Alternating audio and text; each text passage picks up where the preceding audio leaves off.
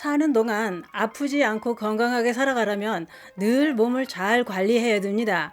평소에 건강 관리를 어떻게 하느냐에 따라 없던 병도 생기게 되고 또한 생겼던 병도 관리만 잘하면 얼마든지 물리칠 수 있습니다. 건강은 병이 생기기 전인 건강할 때부터 관리를 해줘야 늘 건강하게 살아갈 수 있다고 하지요.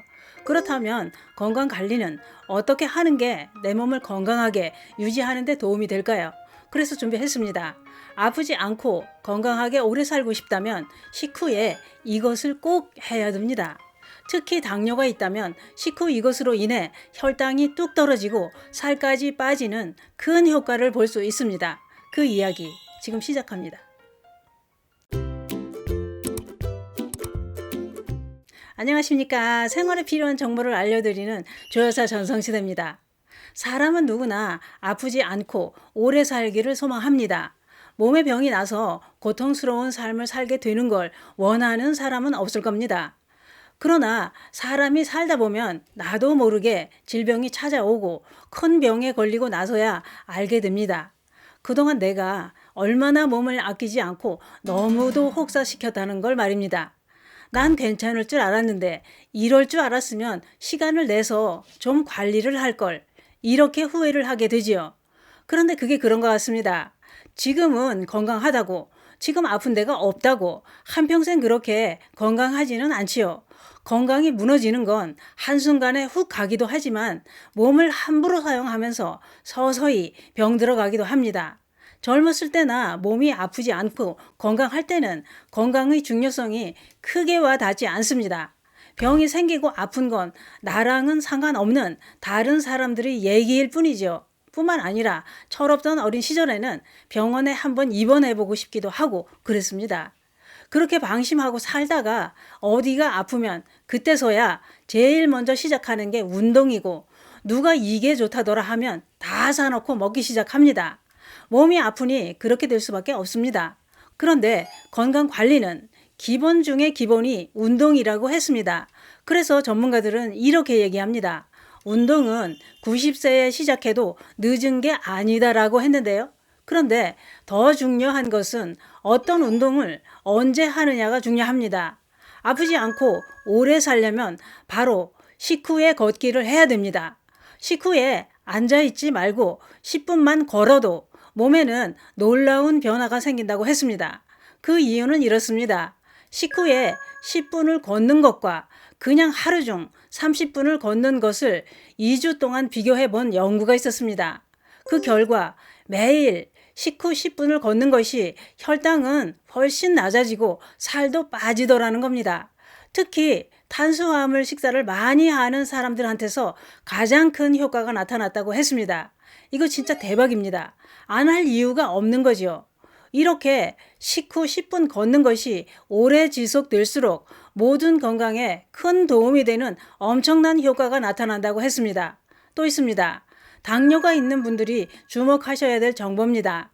당뇨가 있다면 혈당 관리를 위해 하루 30분은 꼭 걷도록 권장하고 있죠. 그렇게 걷는 걸 식후에 걸어야 효과를 본다는 겁니다. 아무 때나 30분 걷는 것보다 식후 10분을 걷는 게 제2형 당뇨병 환자의 혈당 조절에 큰 효과가 나타난다는 거죠. 뉴질랜드 오타고 대학 의대 당뇨 전문 박사가 연구한 자료에 따르면 이렇습니다. 당뇨 환자들에게 아침, 점심, 저녁 중 식사 후 10분씩 걷게 하고 또한 하루 중 아무 때나 30분을 걷게 하고 5분 간격으로 3시간 동안 혈당을 측정해 봤다고 했는데요. 그 결과 식후 10분을 걷는 것이 하루 중 아무 때나 30분 걷는 것보다 평균 혈당 수치가 12%나 낮아졌다고 했습니다. 또 한 가지 중요한 사실은 저녁 식후에 걸었을 때가 혈당 수치가 22%나 더 낮아지더라는 겁니다. 그런데 그게 그렇습니다. 혈당이 오르는 것이 당뇨 환자만 오르는 게 아니라고 합니다. 당뇨 환자가 아니어도 식후에 혈당이 급격하게 상승하는 경우가 있다는 거지요. 이렇게 식후 혈당이 급격히 오르는 일이 자주 일어나면 생명을 위협하는 질병이 생길 수도 있다고 했습니다. 왜냐? 식후 혈당이 급격히 팍 오르면 혈관에 무리가 되고 그런 일이 자주 생기면 혈관은 그 충격으로 병이 생기게 된다 이겁니다. 그렇기 때문에 식후에 10분을 걷는 게 아무 때나 더 많은 시간을 걷는 것보다 더 큰 효과가 있다 이런 얘기죠. 이 말은 밥을 먹자마자 바로 10분을 걸어야 된다는 말은 아닙니다. 식후 30분에서 1시간 안에 걷는 게 효과가 제일 좋다고 합니다. 그 이유가 또 있었습니다. 왜냐?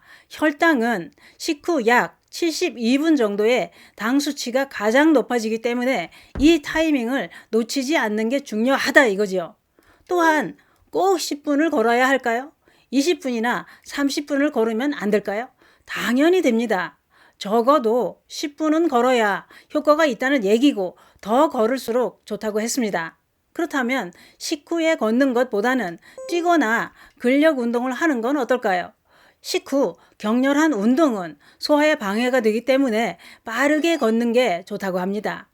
그런데 그게 그렇습니다. 이렇게 식후 걷기는 혈당과 상관없는 사람들이 건강 관리에도 큰 도움이 됩니다. 왜냐? 식후에 걷는 게 칼로리를 소모시키고 몸속 지방을 에너지원으로 사용하게 된다는 거죠. 그렇기 때문에 체중 감량에도 큰 도움이 돼서 비만을 막아주고 다른 질병을 예방해 아프지 않고 건강한 삶을 살아갈 수 있다 이런 얘기입니다. 또한 하루 3끼 식사 후 본인이 가장 편한 시간을 선택해 할 수도 있으니 더 좋지요. 걷는 장소는 살짝 경사진 곳이나 계단을 걷는 것도 좋다고 합니다. 나이가 들어서는 걷는 운동이 최고지요. 어차피 건강을 위해 해야 되는 운동이라면 식후에 하는 게 더 큰 효과를 볼 수 있다고 하니 참고하시기 바랍니다. 아프고 고통 속에 사는 건 사는 게 아닙니다. 아프지 않고 건강하게 오래 살려면 식후 10분만이라도 걸어줘야 합니다. 식사 끝나셨다면 앉아있지 마시고 지금 당장 걸어보시는 건 어떨까요? 꾸준히 걸어야 놀라운 변화가 생길 것입니다. 감사합니다.